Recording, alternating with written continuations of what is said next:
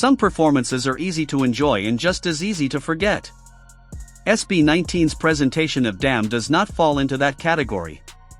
It lingers because nearly every part of it is working at a high level at the same time. The movement is exact. The energy never loosens. The group's control of the stage feels constant. Taken as a whole, this may be one of the cleanest and most hard-hitting routines SB19 has delivered so far, and that is exactly why it has sparked so much discussion among dancers, fans, and performance watchers. Before getting deeper into the breakdown, a quick note. Supporting the channel through a like, a share, and a subscription helps make detailed performance analysis like this possible. And this stage is worth that kind of attention, because Damn gives more to study than a casual watch might suggest. The first thing to understand is the setting. SB19 shows a performance space that allowed both the choreography and the production design to register clearly. That matters more than people think. Some stages are too cluttered. Others swallow detail. This one gave the group room to move while letting the visuals amplify, rather than interrupt, what was happening in front of the audience. The lighting was cut with precision, sharpening the lines of the choreography and making every angle read more clearly. Fog was used for atmosphere, but it never became heavy enough to blur timing or hide execution. Behind them, the screens were not decorative filler. The imagery moved with the track and reinforced the strongest moments, giving added weight to each formation. Then there was the crowd, and the crowd was not a passive part of this performance. From the opening beat, the audience was already engaged. They were singing, clapping, and reacting with the kind of anticipation that changes the temperature in the room. That energy did not stay in the seats. It moved onto the stage. SB19 responded to it in real time, and you could feel the exchange building. As the audience grew louder, the group answered with more force, tighter accents, and even greater commitment in the movement. By the time the stage reached full momentum, it no longer felt like performers on one side and spectators on the other. The performance had become a shared event, with every hit landing harder because the room was fully involved in it. That is where the choreography begins to stand out. From the very first count, Damn demands accuracy. There is no soft entry into the routine. The movement vocabulary is built on sharp shapes, clean footwork, and ensemble timing that leaves no room for uncertainty. Every beat is accounted for. Every placement has intention. Nothing reads as casual. Nothing feels tossed in to fill space. The routine immediately tells you that hesitation is not an option, and SB19 meets that demand head-on. One of the smartest things in the choreography is how it uses space. The group does not stay locked in one visual mode. Instead, the formations keep changing in ways that alter the scale of the performance. At one moment, they pull tightly together, and the energy feels compressed and intense. In the next, they open the stage, and suddenly the whole piece looks wider, larger, almost cinematic. That constant shift prevents the eye from settling. It also makes the stage feel bigger than it is. More importantly, every member has a clear function inside those formation changes. No one is drifting. One member may be driving the phrase, another may be carrying intricate step detail, another may be anchoring the visual with a strong stop or pose. The result is a routine that behaves like moving structure. Every piece supports the whole. And then there is the physical demand. Damn is not difficult simply because the steps are fast or because the shapes are sharp. It is difficult because the standard never drops. Many routines can look impressive in short bursts. This one asks for control all the way through. Even in the quickest sections, SB19 keeps the lines clean, the movement measured, and the intent readable. That matters. Speed without clarity is noise. They avoid that. The execution stays disciplined. The transitions stay organized. Even their facial performance remains matched to the music's intensity, which is another layer of difficulty that often gets overlooked. The body has to stay exact while the expression stays alive. That combination is what separates a competent stage from a memorable one.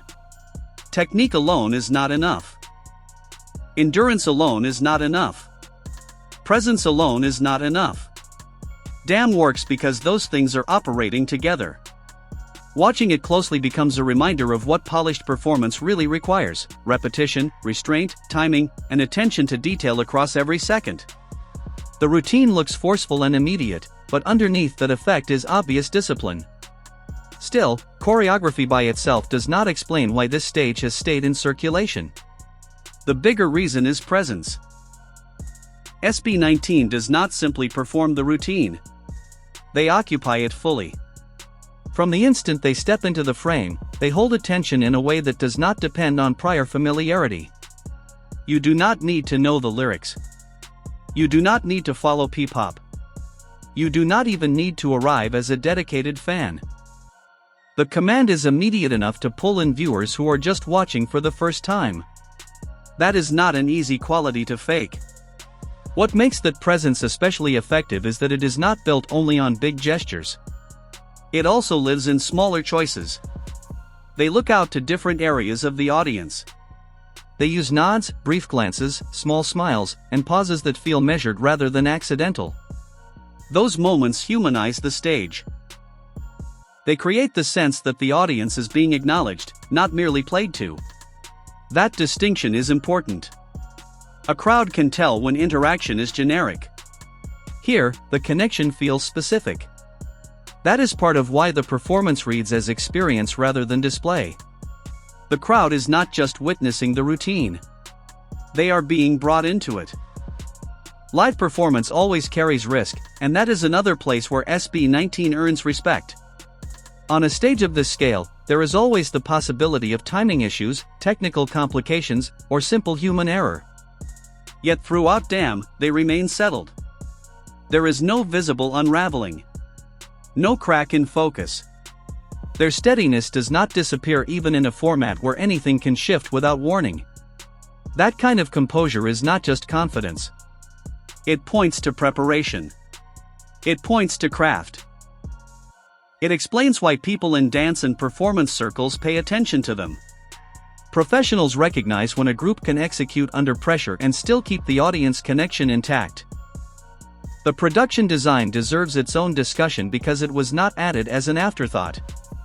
Damn was presented as a complete staging concept. The lighting changes were timed to support the choreography's strongest accents, its pauses, and its transitions. The smoke effects were introduced at moments that increased drama or marked an energy change in the piece. The screen visuals behind the group moved in rhythm with the music, giving the stage more depth and making the formations feel even more pronounced. These choices were not random embellishments. They were synchronized elements, and that synchronization gave the performance a stronger overall impact. Costuming played a similar role. The wardrobe did not fight the movement. It helped define it. When the group turned, the shapes read more clearly. When they spun, the motion carried extra sharpness. When they arranged into larger formations, the silhouette of the group remained easy to read, even from a distance. That is a mark of thoughtful staging. It shows awareness not only of the live audience in the venue, but also of viewers watching through a screen. A performance at this level has to work from multiple vantage points, and Damn was clearly built with that in mind.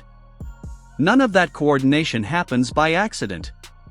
It points to collaboration between the artists, the choreographers, and the production team. Everyone involved appears to be working toward the same goal, not just delivering a song, but shaping a complete viewer experience. That is why the performance feels immersive. You are not only tracking steps.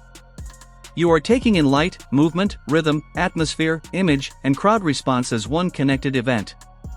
Even through video, there is a sense of being pulled closer to the action. The stage communicates impact in a way that extends beyond the venue itself. That is a major reason the performance leaves a lasting impression. It is not simply entertaining in the moment. It stays with people after it ends.